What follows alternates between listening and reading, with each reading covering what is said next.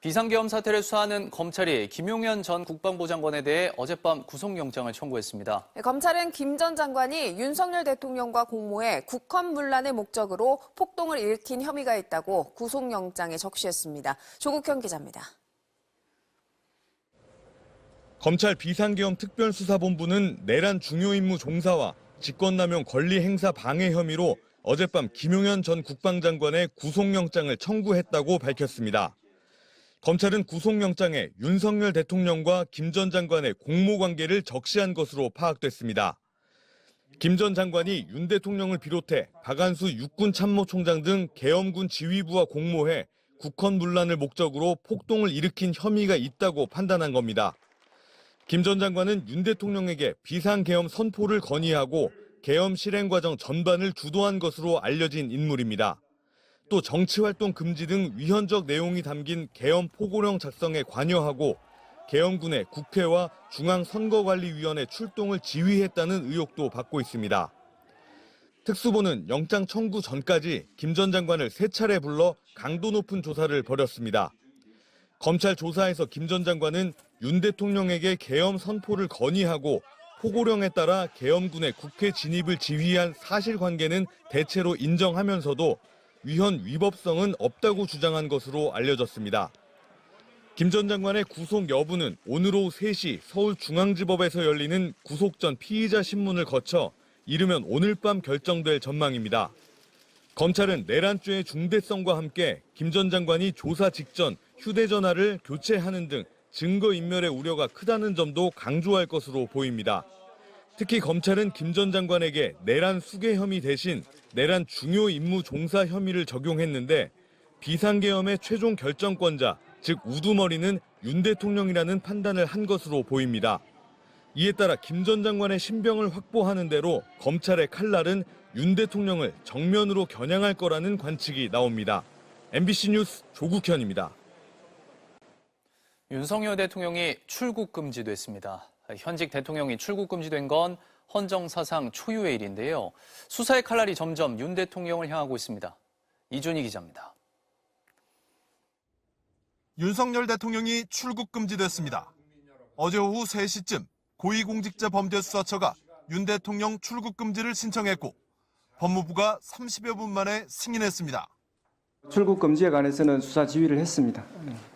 했습니까? 네. 다시 한 번 말씀하세요. 윤석열 씨에 대해서 출국 금지 수사 지휘 했습니까? 네. 정상 외교를 수행해야 하는 현직 대통령의 출국이 금지된 것 헌정사상 초유의 일입니다. 법무부는 수사기관의 요청이 오면 형식적 요건이 돼 있는지만 간단히 확인한다고 설명했습니다. 공수처 외에 다른 수사기관도 윤 대통령 출국 금지를 요청했는지는 공개할 수 없다고 했습니다. 공수처는 내란죄 주요 범죄자들에 대해서는 구속 수사가 원칙이라고 밝혔습니다. 내란죄의 수괴와 내란죄의 중요 범죄 종사자에 대해서는 구속 수사를 원칙으로 해서 열심히 이 수사를 진행하려고 하는 의지를 우리 공수처 수사관들은 모두 가지고 있습니다. 공수처가 윤 대통령 구속 가능성까지 열어둔 겁니다. 이번 사태를 설계하고 총지휘한 것으로 의심되는 윤 대통령은 내란 수괴, 우두머리 격으로 거론됩니다. 공수처는 김건희 여사의 출국 금지도 검토하겠다고 했습니다. 아니, 윤석열 부부잖아요. 혹시 김건희에 대해서는 출국 금지 조치 안 했냐고요? 예, 검토하겠습니다.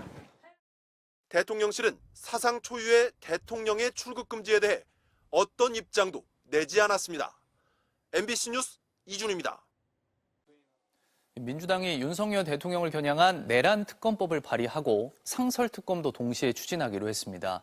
김건희 여사 특검법도 4번째 재발의하면서 압박 수위를 높이고 있습니다. 김지혜 기자입니다. 더불어민주당이 윤석열 대통령의 비상계엄 선포 위법성을 조사하기 위한 내란 특검법을 발의했습니다. 특검 후보는 법원행정처장과 대한변협회장, 한국법학교수 회장이 각각 1명씩 추천하도록 했습니다. 이 3명 중에 1명을 대통령이 임명하는 건데 민주당은 윤석열 대통령이 탄핵 소추된 상황을 전제로 대통령 권한대행이 특검을 임명하게 될 것이라고 전망했습니다. 민주당은 정부 여당의 반대 명분을 최대한 없애기 위해 특검 후보 추천에서 여야 할 것 없이 국회를 배제했다고 설명했습니다. 그것 자체가 또다시 정쟁의 불씨로 남겨서 내란이라는 국가적인 이 위기 사태를 해결하는데 혹여나 하루라도 아니면 1분 1초라도 혹시 지체되게 만들까 저희가 걱정이 돼서 혹시나 윤 대통령이 특검법을 거부할 경우를 대비해 거부권 행사 대상이 아닌 상설특검도 야당 주도로 국회 법사위를 통과했습니다. 상설특검 수사 대상엔 한덕수 국무총리와 여인영 전 방첩사령관, 국민의힘 전 추경호 원내대표 등이 추가됐습니다. 국민의힘 의원들은 협치 정신을 무시한 처사라고 반발하며 회의에 불참했습니다.